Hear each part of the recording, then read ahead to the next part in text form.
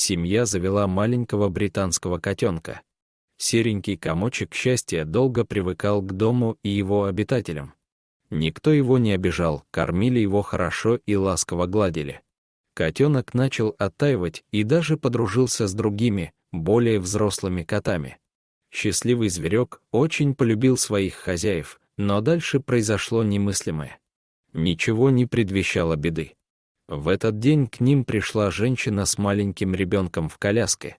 Он ничего не говорил, только громко плакал, котенок не мог понять, что это. Когда ребенка оставили недалеко от себя и заговорились, котенок залез в коляску посмотреть, что же там такое и почему на него обращают столько внимания. Котенок смотрел на ребенка и решил понюхать, познакомиться с ним, но ребенок закричал, испугавшись неизвестного существа. Котенок тут же вылетел из коляски. На крики ребенка прибежали женщины, зверек смотрел из-за угла, все еще ничего не понимая. Мама ребенка начала кричать на него, потом подключилась и хозяйка. Так на него еще не кричали, он же ничего не сделал, за что с ним так? Котенка прогнали в холодный погреб, заперли, и до утра он просидел там.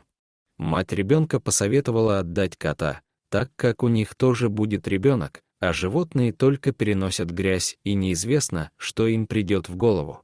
Хозяйка задумалась и, послушав подругу, тут же позвонила знакомым, чтобы забрали кота.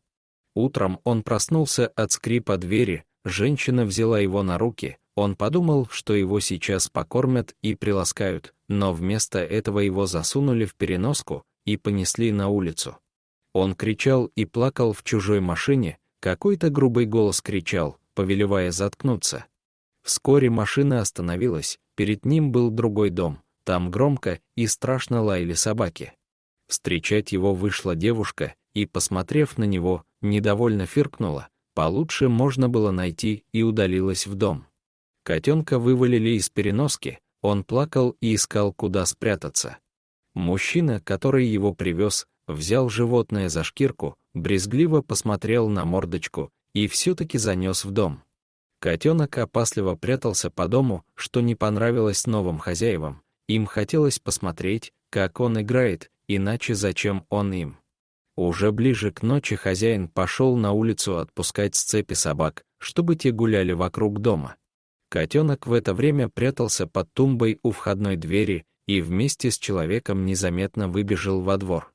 Не придав значения отсутствию зверька, хозяин спустил собак и зашел в дом.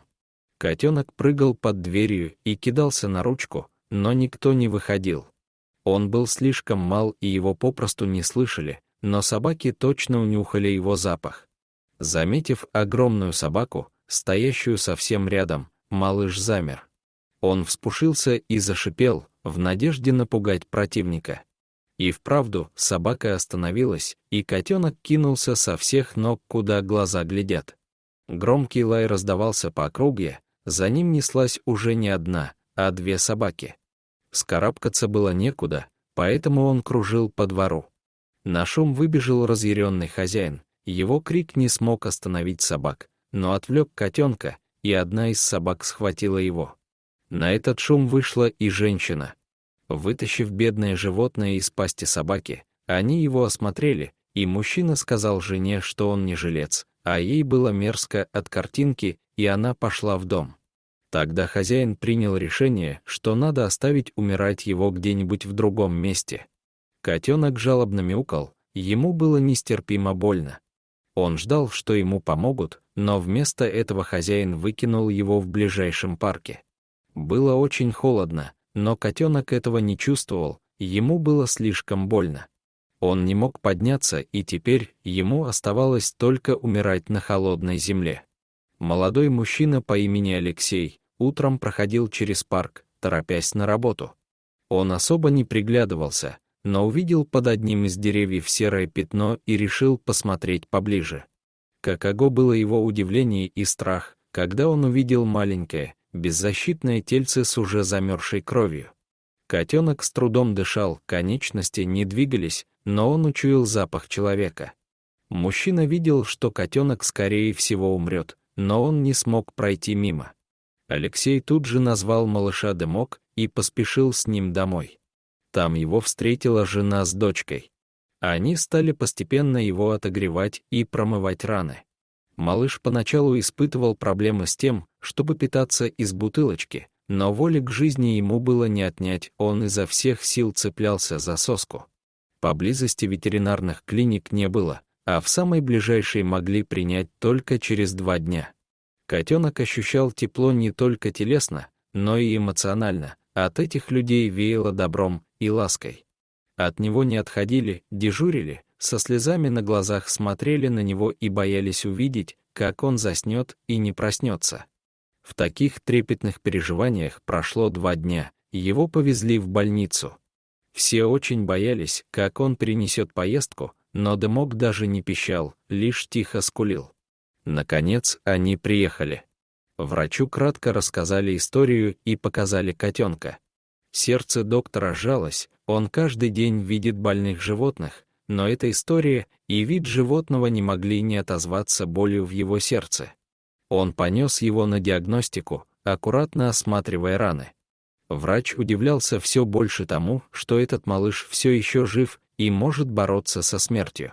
Он обнаружил у котенка простуду, был задет нерв, рваные раны, но органы не повреждены, в основном мышцы и связки. Его нужно было собирать заново, это дорогостоящее и негарантированное лечение. Хозяева это понимали и решили приложить все усилия для спасения их Дымочка.